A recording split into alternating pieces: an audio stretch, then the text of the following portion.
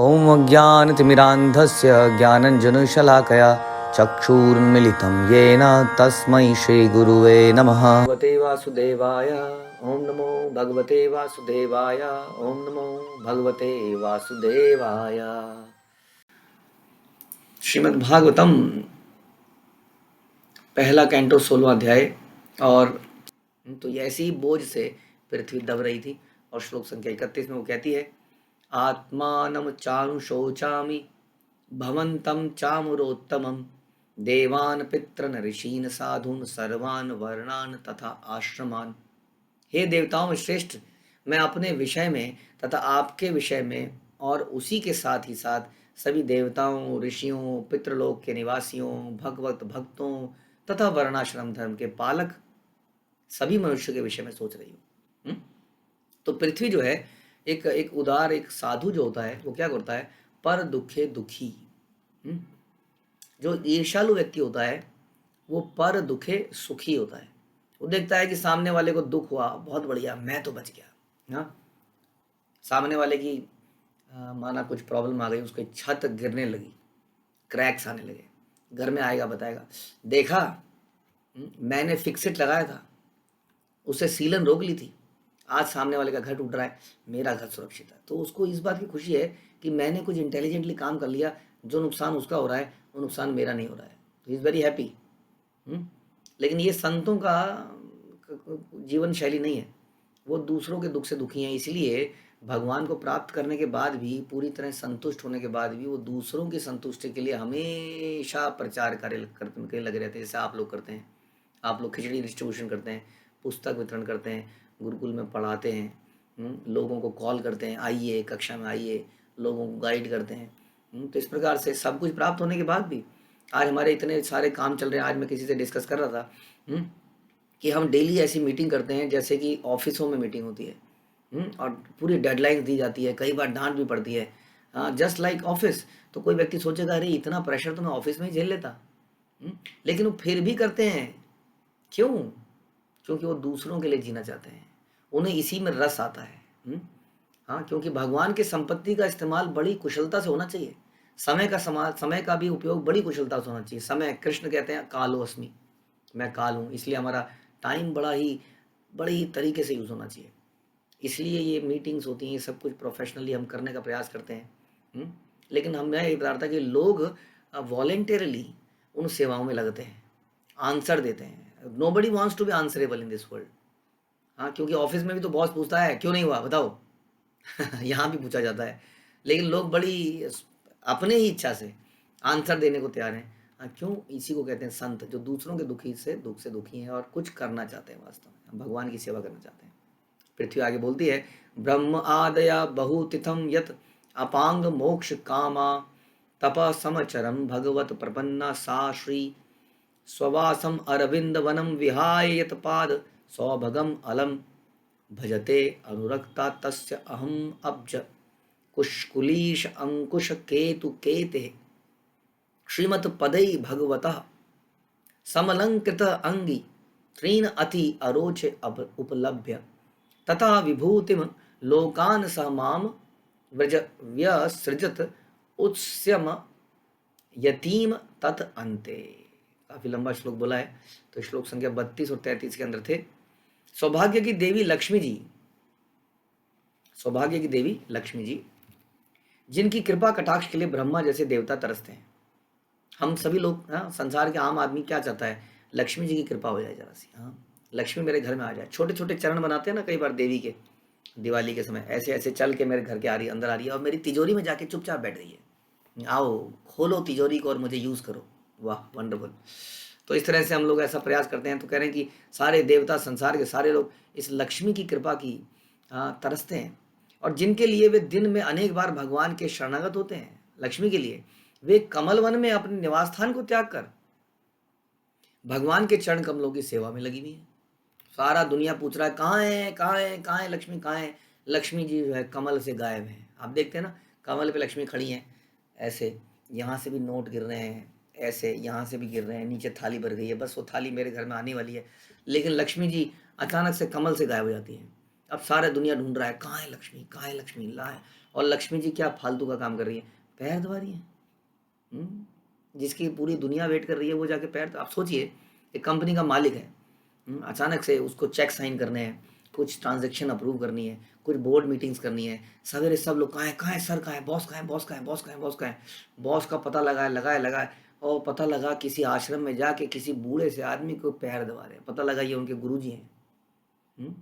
तो कैसा लगता है ना लोगों को, पैर दबा रहे हैं सर, अब हमें बोल देते इस काम के लिए। तो साधारण व्यक्ति इन बातों को समझ नहीं पाता है कि प्रेम संबंध क्या है, गुरु का रिलेशन क्या है, भगवान का रिश्ता क्या है। तो लक्ष्मी जी के जो पैर दबाने के ये जो आचरण है, हम देख सकते हैं कि जिस व्यक्ति की इतनी पहुंच है, जिस व्यक्ति को पूरा संसार पूछ रहा है, वो व्यक्ति कितनी निम्न सेवा कर रही है। वो लक्ष्मी जी भगवान के पैर दबा रही है, नित्य हमेशा ही पैर दबा रही है, अपने को निम्न ही मान रही है। मुझे वे विशिष्ट शक्तियां प्राप्त हुई थी जिनसे मैं ध्वज, वज्र, अंकुश तथा कमल चिन्हों से, ये क्या दर्शाते हैं, धरती कह रही है कि मुझे कुछ शक्तियां प्राप्त हुई थी। क्या? उन शक्तियों के कारण मैंने कुछ चरण चिन्ह अपने ऊपर लगाए। हाँ, पृथ्वी पर हम चलते हैं तो आप कभी, हम तो जूते से चलते हैं तो जूते के नीचे का सोल कई बार आपने देखा होगा मिट्टी पे छपता चला जाता है, पैरों का निशान। तो हमारा तो यही पहचान है, हम भी सोल जैसे ही हैं हमारा हम खुद में सोल ही हैं, सोल तो हैं लेकिन सोल से मतलब चमड़े का, हाँ यही हमारी पहचान है। तो हमारे हमारे चरण चिन्ह भी वैसे ही बनते हैं, लेकिन जब भगवान चलते हैं तो उनके पैरों में बड़े सुंदर चिन्ह हैं। उन चिन्हों से धरती का अलंकार होता है, अलंकृत हो जाती है सुंदर चिन्हों से। हाँ, और धरती कहती है, कितना सुंदर इसमें बात बोली है, सुनिए कि जिनसे मैं ध्वज, वज्र, ये चरण के नीचे चिन्ह है, ध्वजा का चिन्ह, वज्र का चिन्ह, अंकुश का चिन्ह, कमल चिन्ह भगवान के पैरों में जो है, अलंकृत होकर तीनों लोकों की संपत्ति को परास्त कर सकती थी। लेकिन अंत में जब मैंने अनुभव किया कि मैं कितनी भाग्यशाली नहीं हूं, तब भगवान ने मुझे त्याग दिया। तो पृथ्वी कहती है कि जब ये चरण चिन्ह मेरे पर पड़ते हैं, मेरे ऊपर, तो मेरे रोंगटे खड़े हो जाते हैं। मतलब उन्होंने बताया कि जैसे चरण चिन्ह पड़े, वो चरण जगह दबी और वहां पर घास उगाई, तो ये घास जो है मेरे शरीर के रोंगटे जैसे हैं। यानी कि पृथ्वी बड़ी प्रसन्न है कि उस पर चल रहे हैं भगवान और अपने चिन्ह छोड़ते जा रहे हैं। वास्तव में आज भी आप देख सकते हैं, अगर आप ब्रज में जाएंगे तो कई जगह ऐसी हैं जहां भगवान के चरण चिन्ह आज भी देखने को मिल सकते हैं, आज भी। यस, बड़ा सिंपल एग्जांपल हम बता देते हैं आपको। श्री राधा दामोदर मंदिर है वृंदावन में, अगर आप वहाँ जाएंगे तो वहाँ पर जो है एक शिला है गोवर्धन की, उस शिला में भगवान के चरण चिन्ह हैं जो भगवान ने सनातन गोस्वामी को दिया था। क्योंकि सनातन गोस्वामी बूढ़ी उम्र में रोज गोवर्धन की परिक्रमा करते थे। भगवान ने उनको मना किया कि तुम्हें परिक्रमा की आवश्यकता नहीं है, तुम एक मतलब शुद्धतम भक्त हो, तुम तो भगवान के नित्य संगी हो, तुम मत करो ये परिक्रमा। तो उन्होंने कहा नहीं, ये तो मैं छोड़ नहीं पाऊंगा। और तब भगवान ने उनको शिला दी कि तुम इस शिला के यदि 4 चक्कर लगा लोगे तो उसको गोवर्धन की परिक्रमा माना जाएगा। तो वो राधा दामोदर में आज भी है, और ऐसे बहुत सारे चिन्ह आप देख सकते हैं। राधा गोकुलानंद में आपको चिन्ह मिलेंगे भगवान के अंगूठे के। उसके अलावा गोवर्धन में कई जगह है भगवान के चिन्ह मिलेंगे आपको। एक जगह है गौर पोखरी, आई थिंक, वहाँ पर एक। और उसके अलावा आप काम्य वन में जाएंगे तो चरण पहाड़ी है, उस पहाड़ी के ऊपर भगवान के चरण चिन्ह है। व्योमासुर की गुफा के ऊपर जाएंगे, वहाँ पर भी चिन्ह मिलेंगे। तो इस प्रकार से ये चिन्ह आज भी हैं और बड़ी सहजता, बड़ी मतलब सतर्कता से इनका संरक्षण किया जा रहा है। तो इस प्रकार से जब हमने देखा था कि अक्रूर जी भगवान को लेने आते हैं, जैसे ही वृंदावन में एंटर करते हैं, अब वृंदावन में सड़कें भड़कें नहीं है, वहाँ तो माटी है और भगवान जूते नहीं पहनते थे। आपको याद है कि यशोदा माँ ने कहा कि भैया छोड़ी चप्पल पहन लो, तो उसने कहा चप्पल पहनूंगा, पहले सारी गायों को चप्पल पहनाओ। हाँ, अब नंद बाबा की 9 लाख गायें थी, 9 इंटू 4 होता है 36, 36 लाख चप्पलें जूड़े कहाँ से लाएं। हाँ, तो फिर फाइनली ये हुआ कि ठीक है जी, तुम ऐसे ही जाओ। तो वो जो चरण रखते थे जगह जगह पर, तो निशान रहता था पूरे वृंदावन में, भगवान के चरणों के निशान रहते थे। और जब अक्रूर जी जैसे ही वृंदावन में एंटर करा तो उन्होंने निशान देखा तो वो मंत्र मुग्ध हो गए। वो अपने रथ से नीचे कूद गए और जानते उन्होंने क्या किया? जैसे एक बच्चा करता है, आपने बच्चे को देखा है, एक इतना बड़ा आदमी मिट्टी में कूद गया और मिट्टी में लोटपोट होने लगा। हाँ, पूरा जैसे कि वो नहा गए मिट्टी से। इसलिए ब्रज की जो रज है वो सबसे इम्पोर्टेंट है, क्योंकि उस रज में भगवान के जगह जगह पर, हाँ, वो रज वही रज है जो जिसने भगवान को छुआ है। तो पृथ्वी कह रही है मैं कितनी भाग्यशालिनी हूँ, हाँ, लेकिन भगवान ने मुझे त्याग दिया, चले गए। हम्म? तो इस प्रकार पृथ्वी जो है बड़ी उदास है, वो अपने उदास होने का कारण यहाँ पे बता रही है। हम उनके दिव्य शब्द उच्चारण द्वारा, तो यहाँ कह रहे हैं यदि भगवान चले जाएं तो हम क्या करें, क्या करना चाहिए ऐसे में, हाँ, कैसे हम अपने आप को संभालें। तो प्रभुपाद बता रहे हैं कि हम उनके दिव्य शब्द उच्चारण द्वारा उनसे जुड़ सकते हैं। भगवान का पवित्र नाम तथा स्वयं भगवान एक ही है, और जो कोई निरपराध भाव से भगवान के पवित्र नाम का कीर्तन करता है, उसे तुरंत अनुभूति होती है कि भगवान उसके समक्ष उपस्थित हैं। यहाँ तक कि रेडियो ध्वनि, आपने देखा है कई बार, जैसे कई बार कई उत्सव होते हैं, जैसे कई बार कुछ यात्राएं निकलती हैं, तो कई लोग इतने बड़े बड़े स्पीकर चलाते हैं। कई बार वो स्पीकर मैंने खुद महसूस किया है। मैं एक बार कार में जा रहा था और कार के पड़ोस से उसने जब वो बजाया धुम धुम, तो कार के शीशे ऐसे लग रहे थे कि ये शीशा टूट के कुछ हो जाएगा यहाँ पर।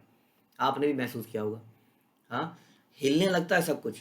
ध्वनि तरंगों में इतनी शक्ति है, एक नॉर्मल भौतिक ध्वनि में इतनी शक्ति है। अगर सोचिए, ये तो आध्यात्मिक शक्ति है, आध्यात्मिक ध्वनि है। ये एक दिव्य ध्वनि है। कौन सी? हरे कृष्णा कृष्ण कृष्ण हरे हरे, हरे राम राम राम हरे हरे। तो ये ध्वनि जो है दिव्य ध्वनि है। इसकी दिव्यता की, और दिव्यता की ध्वनि को फिर से उच्चारित करके हम निश्चय ही भगवान की उपस्थिति का अनुभव कर सकते हैं इस युग में, जबकि प्रत्येक व्यक्ति, प्रत्येक वस्तु कली के कलमश से दूषित है। शास्त्रों का आदेश है तथा भगवान चैतन्य महाप्रभु ने भी यही उपदेश दिया है कि भगवान के पवित्र नाम के कीर्तन से हम तत्काल कलमश से रहित हो सकते हैं और क्रमशः दिव्य पद पर उठकर भगवान के धाम में वापस जा सकते हैं।